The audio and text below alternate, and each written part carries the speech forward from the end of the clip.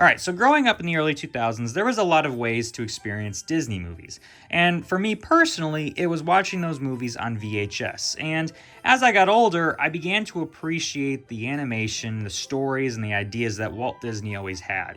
And the way that I grew up was without internet. So a lot of the times finding the history on certain things was not really common for me, I guess. Or the way that I would always have to look at the behind the scenes of movies for Walt Disney was the DVD bonus features if I had a copy of that movie on DVD. I remember, for example, the special edition of Dumbo was a very special one for me because I would constantly be going through these special features for that, and that was always really cool. And when it came to history for me, I was always really fascinated. I always hated history in school and stuff like that, but if I got to research history on my own about necessarily a country or the history behind a movie or a park, it was always amazing to me. And I think the thing that really ignited the flames for me was Epic Mickey on the Wii.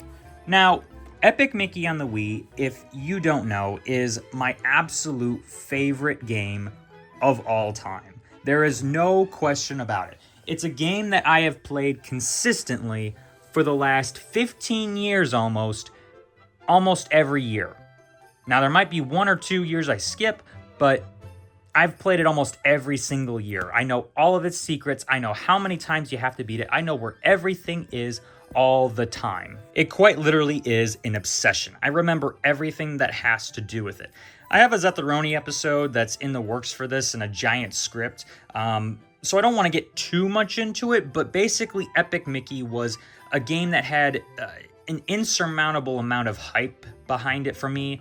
To have a Wii game that was exclusive, that could really rival something that was on the Xbox 360 or the PlayStation 3, was incredible at the time for me. And I just think that having this game really brought an appreciation for learning the history about certain things. Because at the time, Oswald the Rabbit was not a thing. He was a character that was quite literally forgotten as the story of Epic Mickey goes. Now, there might have been 1 or 2 history buffs that really remembered Oswald, but this was the thing that really brought Oswald back into the limelight as he is today. Oswald, there's constant different merch things. He shows up in animated movies every once in a while as an Easter egg, or the Mickey Mouse TV show, but Oswald at the time, this was his big comeback. And I would want to say this was Mickey Mouse's big comeback because in the early 2000s, he was popular, but in my opinion, he just wasn't as popular as he is today, I guess. He kind of had a low note, and this was his really big shining star moment that really brought him back into the limelight. Like, whoa, Mickey Mouse is back, and it's actually a darker take on Disneyland, and there's like a Tim Burton-esque world to it. But in my opinion, I really respect Epic Mickey for what Warren Spector and his team did. The music, the atmosphere, the way that it pays homage to a lot of the classic Mickey Mouse cartoons and Oswald shorts, and how many Easter eggs are in it, how many different characters are in it. It's absolutely amazing to this day. And I would say it is my favorite game of all time, period. But last year, I got an absolute treat of an announcement when they announced that they were going to be doing an Epic Mickey remake, which for me personally was something that I never saw coming in a million years.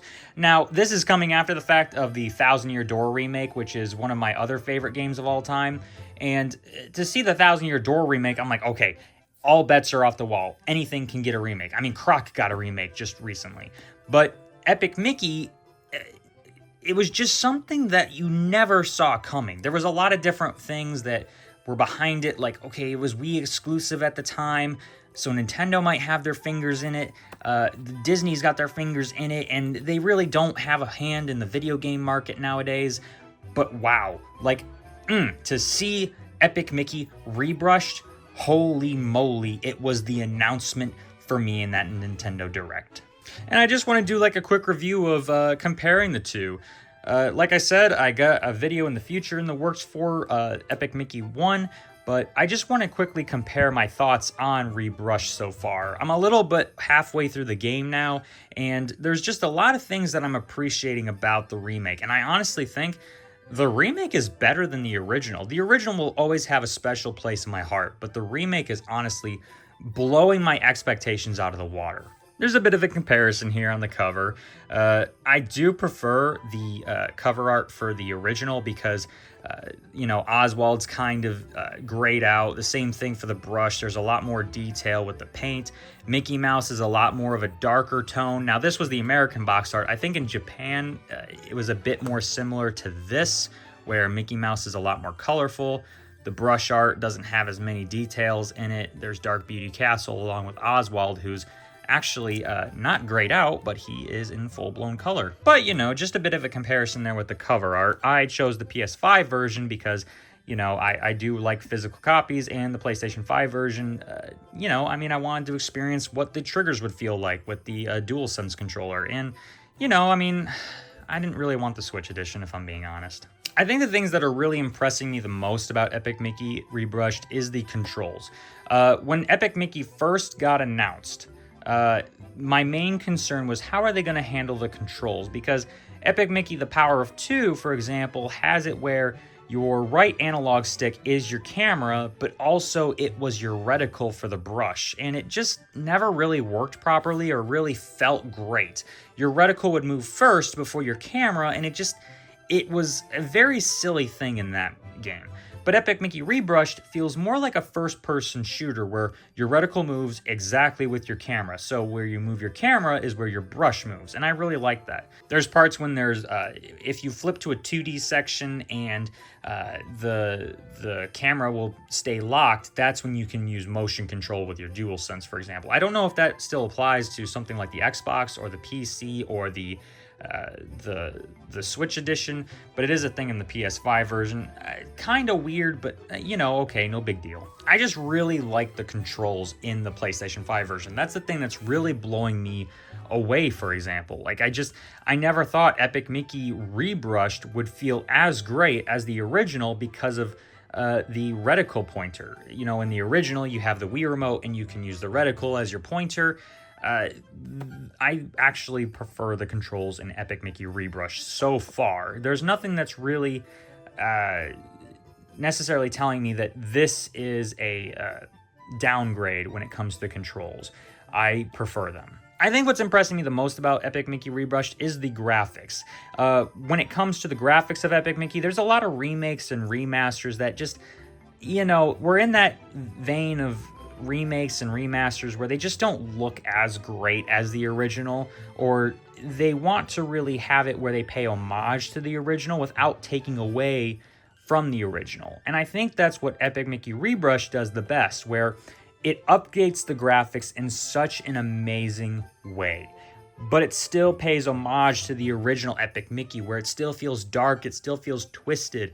It's not taking away from the original, it's actually adding upon it, in my opinion. And that's why I think this is one of the best remakes of all time that I've played. It works so incredibly well. I think, too, for me, someone that has played Epic Mickey for the longest time, I'm really appreciating all the small details that they've started to put in the remake. When it comes to Oswald, for example, I've noticed when you look at him, now this could be a thing that I just never really noticed in the original, but when you look at Oswald, he's, doing his thing where he's rocking back and forth, and then all of a sudden when you turn around, he blows a raspberry at you, and then when you look back, he acts like he's doing nothing. I like those small details that they're putting in the remake. I like, too, the little details of when you brush something, for example, for the first time, the paint will look drippy on, like it was freshly painted. I'm really liking all of the small little details that come with the new graphics. I like, too, that this isn't a direct remake as in terms of they're putting everything in the exact same place. So for example, there's a lot of power sparks that are in different places. There's a lot of different treasure chests that are in different places. And one thing that I could be misremembering, but they added a ton of more movie reels to the projector scenes. Before it seemed like there was maybe 1 or 2 in them, but now there can be 3 to 2 in almost every single one of them.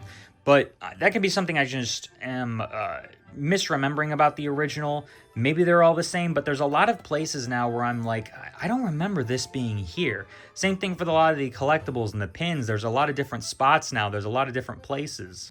I just like it when a remake can surprise you still. It's not that there's necessarily a shot-for-shot remake of Epic Mickey.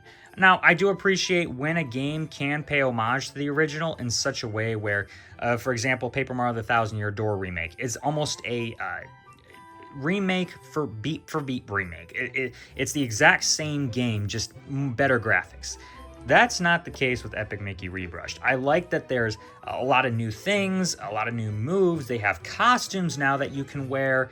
I'm appreciating all of the little details that are in this remake, and it's honestly making it one of my favorite remakes of all time. I am adoring my time with it so far, and honestly, I think it's going to be on my list of the best of this year. I'm absolutely adoring it so far, and honestly, I don't know, I'm really liking it. I picked it up when it was on sale for like $30, and it was worth it. I would have paid full price for it. It's worth it that much. But I'm very much enjoying my time with this remake. As someone who has been a fan of the original since the beginning, since launch, since someone that pre-ordered the original, this is blowing my expectations out of the water. I'm usually not one of those people that say remakes are better than the original, especially when it comes to the video games. There will be cons of the remake compared to the original, but so far, everything is looking positive on the remake so far. Like, I'm really impressed so far. Nothing has been taken away from the remake or from the original. Everything is very, very well done. I really, really want to applaud Purple Lamp Studios with THQ. They're doing a superb job, and I hope they can keep it up. I hope it's sold well so far, but I'm not really scratching my ears as to hoping for a remake of the sequel or anything like that. I mean, if it happens, cool. Maybe there can be improvements to it, maybe a better storyline, who knows. Maybe we can get a brand new Epic Mickey 2, because there was no Epic Mickey 2, as all Epic Mickey fans know.